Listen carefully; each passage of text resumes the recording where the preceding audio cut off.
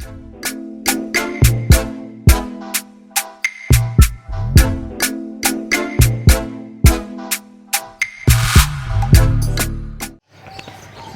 वालेकुम everyone, this is Ammad from a birds information. So आज की वीडियो बेसिकली लोगों की रिक्वेस्ट के ऊपर है कि लोग बहुत ज़्यादा कमेंट्स कर रहे हैं कि सर सीज़न स्टार्ट हो गया तो आप कुछ बनाएं, वीडियोस वगैरह बनाएं ताकि हमें पता चले कि सीज़न स्टार्ट हुआ है अभी, मतलब एक्चुअल में अभी बॉक्स लगाने चाहिए या नहीं लगाने चाहिए।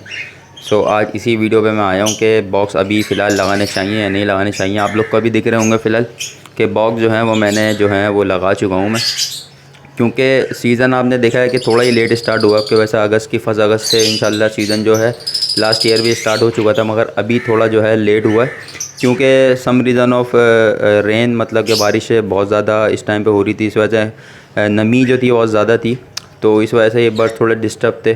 और इसके अलावा जो गर्मी भी थी, सर्दी भी थी, फिर बारिश भी थी, इस वजह से ये बर्ड्स बहुत ज़्यादा डिस्टर्ब थे। हीट पे बर्ड्स जो थे वो आ नहीं रहे थे, तो इस वजह से थोड़ा मैंने भी लेट लगाया। क्योंकि बहुत सारे ब्रीडर्स जो थे उन्होंने पहले 1 अगस्त से लगा दिया था या फिर 15 अगस्त से लगा दिया था। मैंने कल ही माशाल्लाह से बॉक्स मैंने लगाए, क्योंकि बॉक्स थोड़ा लेट लगाने का रीज़न तो मैंने आपको बता ही दिया है क्या रीज़न है। बाकी लो क्वालिटी थोड़ी आ रही होगी क्योंकि आप देख सकते हैं कि थोड़ा सा मगरिब का टाइम होने वाला है और शेड में रोशनी जो है थोड़ी कम आ रही है, क्योंकि ये जो है शेड जो है वो मैंने क्लोज़ कर लिया था। क्योंकि पहले आपको पता है मैंने जब बर्ड्स मेरे एक्सपायर हुए थे तो मैंने सारा शेड ख़त्म कर दिया था यहाँ से, मीन्स के ये फ्रेम वगैरह सब हटा दिया था। क्योंकि ये हटाने का मकसद ये था सिर्फ कि इसके अंदर भी कोई वायरस वगैरह ना हो। बाहर मैंने धूप वगैरह में रख के सनलाइट के अंदर इसको सही से वॉश कर लिया। तकरीबन 4 मंथ से बाहर पड़ा हुआ था, तो इस वजह से वो आप लोग को नहीं दिख रहा था, मगर मैंने अब ये लगा लिया। क्योंकि बर्ड जो है बॉक्स लगाने के बाद कहीं ना कहीं से बाहर निकल जाते हैं, कभी बॉक्स का दरवाज़ा खुला रह जाता है, कभी कुछ होता है, तो इस वजह से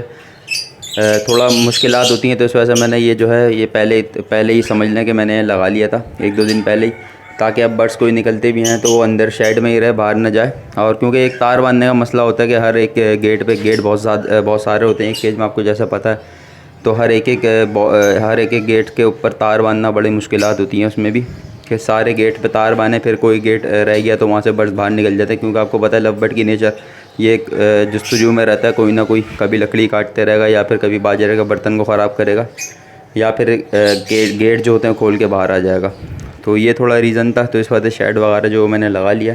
बाकी चलें मुद्दे की बात पर आते हैं कि बॉक्स इस टाइम पे आप लोग को लगाने चाहिए या नहीं लगाने चाहिए। क्योंकि देखें मैंने तो इस टाइम पे लगाया, मैंने तकरीबन कल बॉक्स लगाए हैं सारे, और माशाल्लाह से एक ही दिन के अंदर जो रिज़ल्ट मेरे पास आया माशाल्लाह से वो ये आया कि एक तो फ़ीमेल जो है वो हीट पे फ़ौरन आ गई हैं, और बॉक्स के अंदर जो मेल है वो नेस्टिंग वगैरह करना स्टार्ट कर दिया बॉक्स ने, सॉरी मेल ने।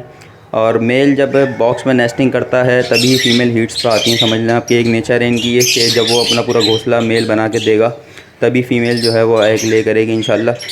तो ये थोड़ा इनका बर्ड्स की एक नेचर होती है। बाकी मैं आपको बता देता हूँ बर्ड्स जो हैं वो इस टाइम पे मेरे पास ये फ़र्स्ट जो है कॉकटेल का पेयर, और सेकंड ये कुछ सम पीसीज हैं जो कि अभी फ़िलहाल मैच्योर कुछ हैं, इसमें कुछ नहीं भी हैं। तो इनका देखेंगे इंशाल्लाह किससे क्या पेयर करना है, क्योंकि सारे किसी न किसी चीज़ के स्प्लिट हैं। जितने भी आपको वाइट दिख रहे हैं सब रेड आई के स्प्लिट है कंफर्म, और बाकी जो आपको लोटिनो दिख रहा है बीच में ये है, आई थिंक ये ब्लू का स्प्लिट होगा। खैर इसका लिखा हुआ है मेरे पास कहीं ना कहीं, तो वो मैं देख लूँगा।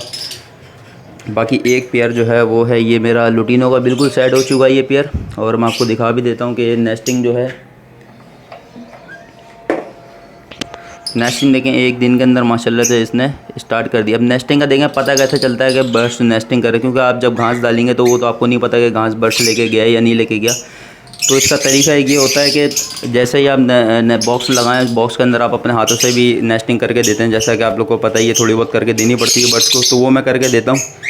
और सेकंड जो होती है कि उसके एक ही दिन बाद समझ लें कि उसी दिन आप शाम के टाइम या सुबह के टाइम आप जो है लूसन डाल दें, बहुत सारा लूसन डाल दें सब केजेस के अंदर। उससे फ़ौरन जो है बर्ड्स अपने बॉक्स में ले आना शुरू कर देते हैं, तो आपको पता चल जाता है कि कंफर्म ये पेयर जो है वो लग गया एक तो, और सेकंड जो है वो हीट पे फीमेल्स वगैरह मेल आ चुका है जबकि वो नेस्टिंग बना रहा है।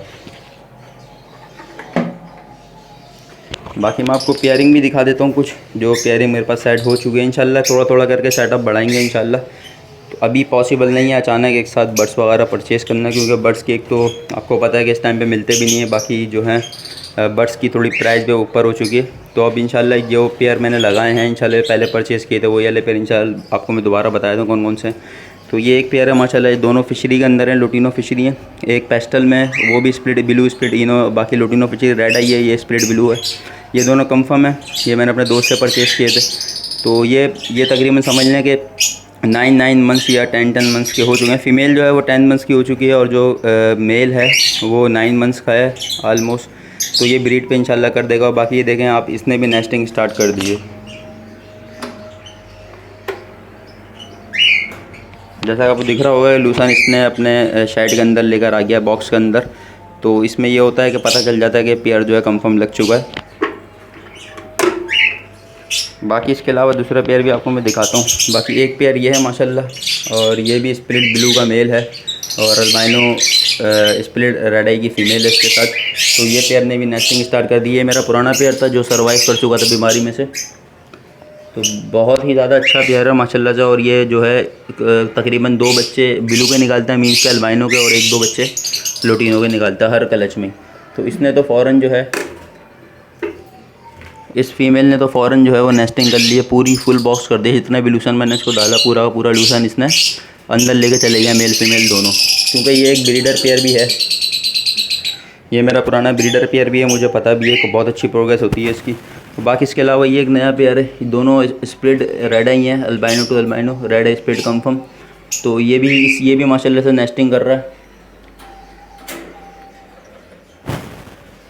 जैसा आपको देख रहे हैं आप, ये सारा लूसन, जो भी लूसन मैं खुद से नहीं डालता, सिर्फ जो घास है वो मैं खुद से डालता हूँ। लूसन सारा का सारा खुद बर्ड्स लेके गए, तो इससे भी कंफर्म रहता है कि जोड़ा एक कंफर्म हो चुका है। बाकी मेल फीमेल कंफर्म है ये, और ये एक साथ बैठ रहे हैं। तो इस तरीके से मैंने कैच करा है।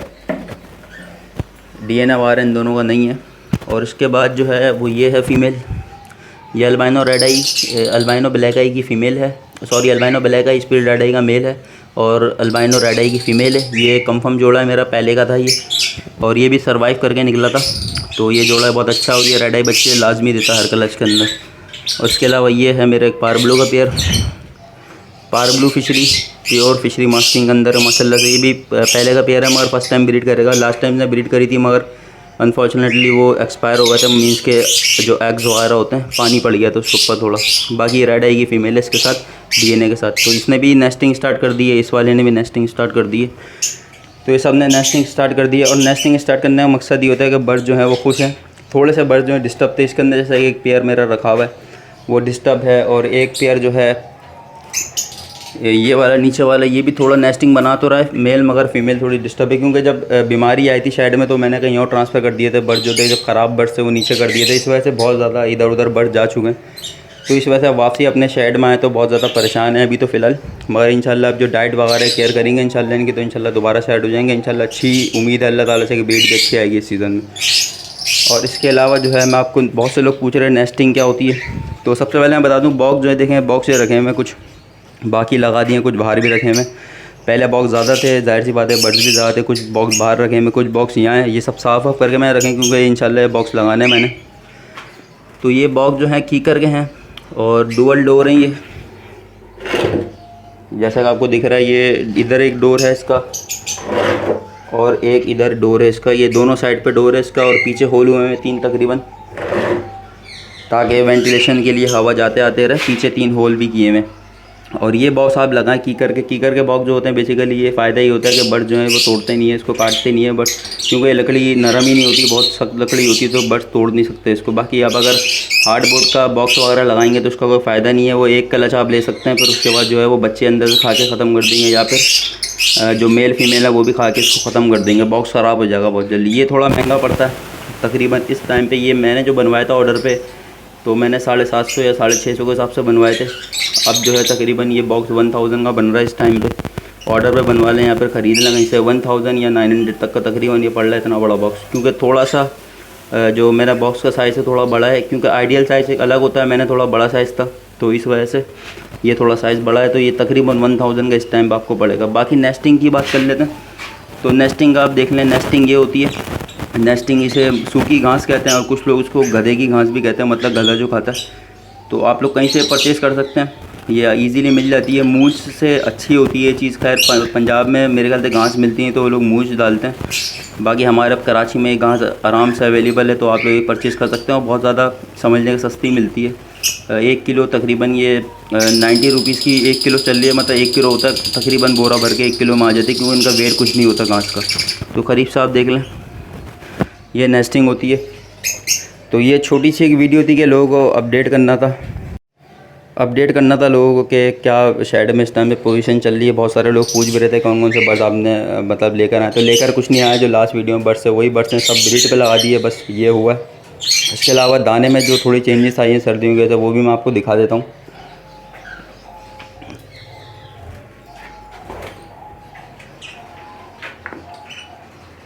तो जैसा कि दाना जो है वो मैं एक साथ बनवाता हूँ 10-12 किलो, तो तकरीबन चलते रहता है। पहले तो ज़्यादा था, 25 किलो बनवाता था, तो बर्ड्स भी ज़्यादा थे। अब 10 किलो बनवा रहा हूँ, तकरीबन 10-12 किलो।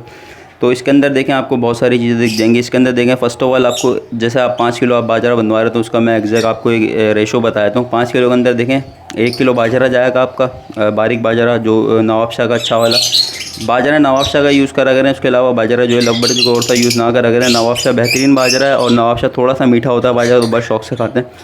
बाकी 1 किलो बाजरा आपको नवाबशाह का लेना है, जो कि अराउंड 120 आपको केजी मिल जाएगा। इसके अलावा आपको मोटी कंगनी लेनी है, वो भी तकरीबन 1 किलो डलेगी। 5 किलो का रेशो आपको बता रहा हूँ, 1 किलो मोटी कंगनी, 1 किलो नवाबशाह का बाजरा। और इसके अलावा जो है 1 किलो इसमें जई जाएगी, क्योंकि अभी थोड़ी ठंडक ज़्यादा नहीं आई है, कम आई, तो 1 किलो जई जाएगी इसके अंदर। 3 किलो हो गया। और इसके अंदर आधा किलो बीज जाएगा 5 किलो अंदर, क्योंकि वो भी इस टाइम पे बीज आधा किलो जाएगा। अदरवाइज़ थोड़ी सर्दी बढ़ेगी तो ज़्यादा बीज जाएगा, मगर अभी कुछ टाइम पहले, मतलब 1 महीने पहले जो बीज था वो तकरीबन 1 पाव जा रहा था मेरे बाजरे, मतलब मेरे पास तो ज़्यादा जाता था, मगर 5 किलो के अंदर आप 1 पाव डलवाना पड़ रहा था उस टाइम पे। अभी थोड़ा ज़्यादा कर दिया, आधा किलो आप तकरीबन डलवा सकते हैं उसके अंदर। उसके अलावा आधा किलो इसके अंदर खुर्तम जाएगी, आधा किलो इसके अंदर दही जाएगी, सॉरी आधा किलो इसके अंदर भंग का बीज जाएगा, और आधा किलो ही इसके अंदर कनेरी जाएगी। कनेरी बहुत महंगी चल रही है, तकरीबन 200 की हाफ़ के जी चल रही है, 200 या 260 की हाफ़ के जी चल रही है तकरीबन। अलग अलग रेट हैं, कोई 500 रुपये के जी दे रहा है, और कोई 450 दे रहा है, कोई 420 भी दे रहा है। तो इस तरीके से वो आप देख लें, जैसी शॉप है उस हिसाब से आप ले सकते हैं। मुझे जो है वो तकरीबन 400 रुपये, अभी आई थिंक मुझे 410 रुपये पड़ी थी कनेरी, तो इस वजह से मैं उस हिसाब से लेकर आया था। बाकी आपको दोबारा समझा देता हूँ मैं। 1 किलो बाजरा लेना, 5 किलो का रेशो बता रहा हूँ मैं। 1 किलो बाजरा, 1 किलो मोटी कंगनी, 1 किलो जई, आधा किलो बीज, आधा किलो भंग का बीज, और आधा किलो खुर्तम, और आधा किलो कनेरी। देखें 5 किलो बाजरा आपका होगी। ये ब्रीडिंग सीज़न का बाजरा, कोई ये ना समझे कि ये पूरा सीज़न चलाना होता है आपको, सिर्फ ये ब्रीड से पहले आपको बाजरा चलाना है बच्चे आने तक के। जब बच्चे आ जाएँ तो फिर इसके अंदर आप कंगनी जो है वो ज़्यादा डालें, और जो कनेरी है वो भी आप ज़्यादा डालें। बाकी जो सनफ्लावर है वो कम कर दें बच्चों को, क्योंकि मोशन वगैरह में ना आ जाए, तो थोड़ा सा डिफरेंट करना पड़ता है। मगर ये अभी इस टाइम पे ऑन द स्पॉट, अभी जो सीज़न चल रहा है स्टार्टिंग पे, तो इस पे आपको यही करना है कि थोड़ा थोड़ा चीज़ें आपको ज़्यादा देनी है। मतलब भंग का बीज, कनेरी, और जो है अपना खुर्तुम, ये थोड़ी महंगी पड़ती है, मगर ये आपको थोड़ी ज़्यादा देनी पड़ेगी अभी सीज़न क्योंकि स्टार्ट है। और स्टार्टिंग के टाइम पे कॉम्प्रोमाइज़ आप नहीं करें पैसों में, अच्छी से अच्छी ग़िज़ा दें, ताकि बर्ड जो है जल्द से जल्द ब्रीड पाएँ, हीट पर आएँ, और अच्छी से अच्छी ब्रीड को दिखाएँ। तो ये लवबर्ड का बाजरा है, और कॉकटेल में भी मैं यही चलाता हूँ। बाकी डफ वगैरह का तो अलग होता है, जैसा कि आप लोग को पता है। बाकी एक चीज़ की ख़ास ख्याल रखिएगा, बाजरा जो है, बाजरा जो यूँ लोग बोलते हैं बाजरा बर्ड्स खाते नहीं है, तो वजह यही है सिर्फ बाजरा लोग जो है मोटा बाजरा डालते हैं, 2 नंबर जिसे कहते हैं, मतलब वो 80 रुपये 70 रुपये के जी आपको मिल जाएगा। वो बाजरा लवबर्ड खाएगा ही नहीं। आप नवाबशाह डालें, प्योर बारीक नवाबशाह बाजरा, वो थोड़ा महंगा पड़ेगा इंशाल्लाह, मगर बर्ड ज़रूर खाएगा। तो ये आपको थोड़ी सी डिस्कशन करनी थी, जो कि लोग पूछ भी रहे थे बहुत ज़्यादा। और लोगों को बहुत सारे कमेंट्स है कि पानी कौन सा डालते हैं आप। तो पानी देखें, मीठा पानी जो होता है नॉर्मली, जो लाइन में मीठा पानी आता है वही पानी डालें। RO किसी को डालने की ज़रूरत नहीं है, RO के बहुत साइड इफ़ेक्ट हैं। और खारा पानी ज़मीन का वो भी आप ना डालें। मीठा पानी जो होता है, जो आप लोग खुद पीते हैं या ना पीते हैं, मगर बर्ड्स के लिए आप ख़रीद लें मीठा पानी, वही आप डालें। मैं मीठा ही पानी डालता हूँ, भले हम लोग भी RO पीते हैं, मगर मीठा पानी हम लोग बर्ड्स के लिए लेकर आता हूँ। तो मीठा ही पानी डालें। मीठा पानी का रिज़ल्ट बहुत अच्छा होता है, क्योंकि एक तो नेचुरल होता है, कोई इसके अंदर साइड इफ़ेक्ट नहीं होता।